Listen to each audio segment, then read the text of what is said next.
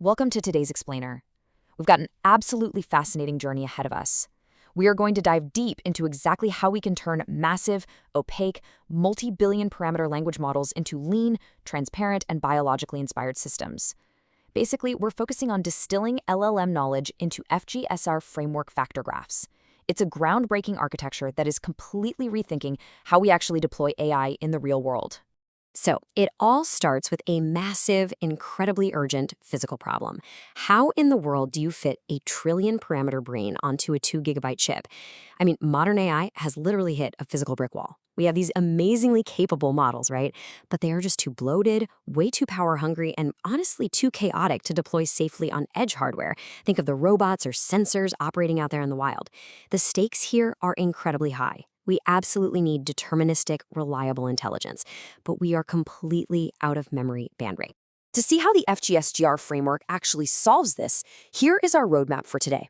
We're going to cover the AI memory wall, distilling LLM skill manifolds, building the factor graph, setting up the Markov blanket shield, verifying the trust floor, and finally, deploying biological edge intelligence. Okay, let's jump right into part one, the AI memory wall. Like I just mentioned, monolithic AI has hit a hard physical boundary. Traditional large language models are just monolithic. They rely on dense, joint-weight matrices to process every single query. That means their parameter space scales quadratically. They're essentially high-entropy, opaque black boxes bottlenecked by memory. Now, the FGSGR framework, which stands for Frequency-Governed Self-Graph Reasoning, flips the script entirely. It acts more like a decentralized, low-entropy biological metaphor. It completely replaces that bloated black box with a sparse network of localized, expert subgraphs separated by explicit boundaries, which dramatically minimizes power consumption. And here is the magic number: less than 2 gigabytes. By breaking the global system down into these sparse, localized expert modules, like, say, a dedicated physics module or a syntax parser, the framework establishes a clean, mathematically validated parameter bound of under 2 gigabytes. This aggressive hardware footprint is absolutely crucial for edge devices like the NVIDIA or a Nano. So smaller isn't just better here. Smaller is literally the only way this deployment works. Moving on to part two, distilling LLM skill manifolds. So you might be wondering, if we can't bring the whole massive LLM brain to the edge, how do we extract its functional DNA without losing its reasoning? Well, the secret sauce is a specific mathematical technique called forward KL divergence. You can think of this as projecting a massive teacher model's knowledge directly onto a tiny student model. But wait, this isn't just your standard data compression. Forward KL divergence is what's known as a zero-avoiding metric. In simple terms, wherever the teacher's probability is greater than 0, the student's probability must also be greater than 0.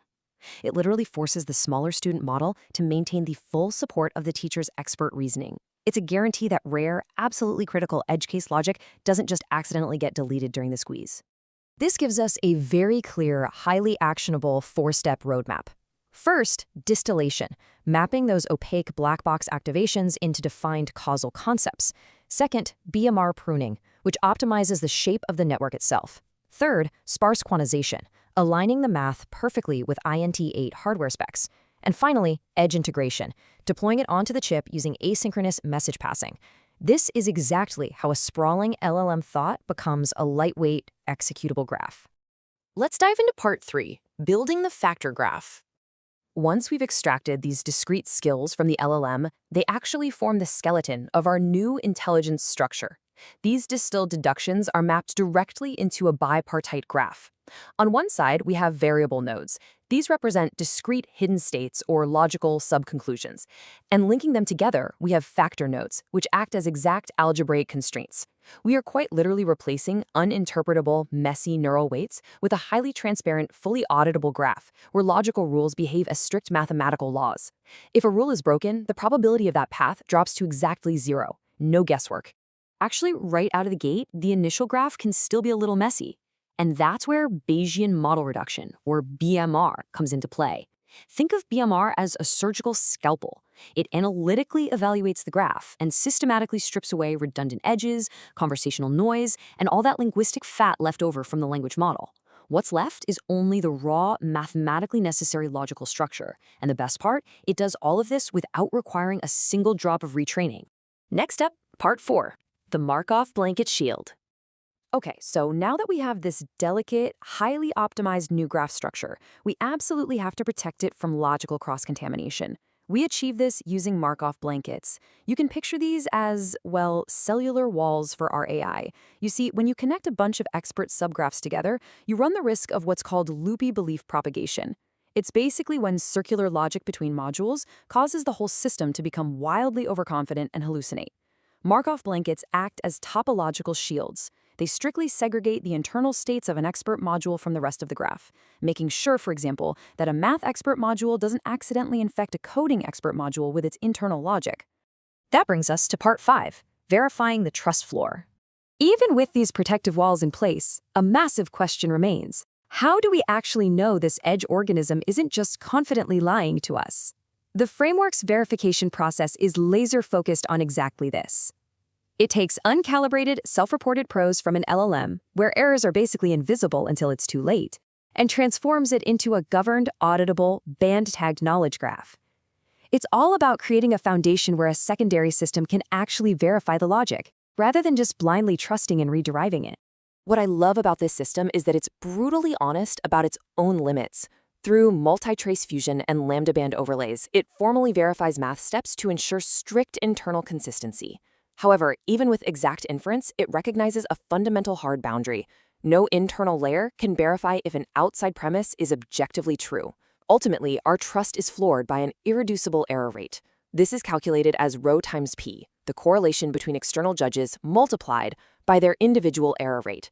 It perfectly isolates what we can logically prove internally from what we literally just have to observe externally. All of this culminates in a profound concept that drives the whole architecture, coined by Brett Goodwin: truth is parsimony that persists.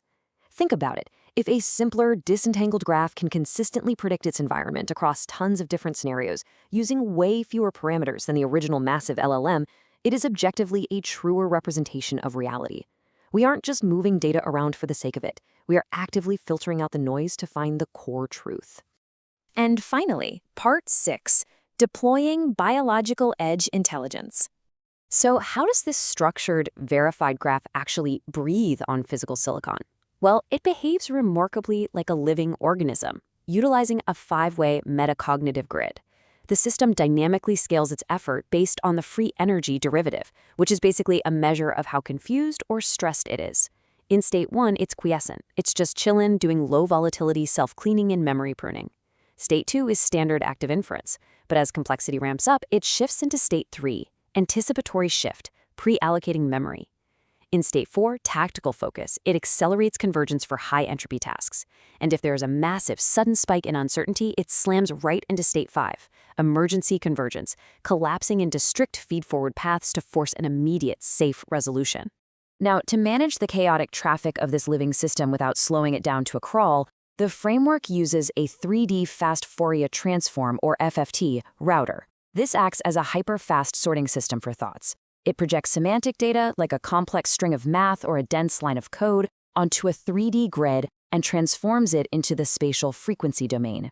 This perfectly resolves phase alignment errors between wildly different inputs, instantly routing the data to the correct expert Markov blanket. And it completely bypasses the massive crippling latency you'd get if you used a standard LLM to classify that routing. Ultimately, the system exacts a precise price for residual uncertainty. It's turning blind faith into calculated, fully governed knowledge. It is exact where it counts, completely honest about what it cannot internally verify, and incredibly precise about the mathematical price of that residual error, rho times p, all the way down. And here is the mind-blowing result: 67.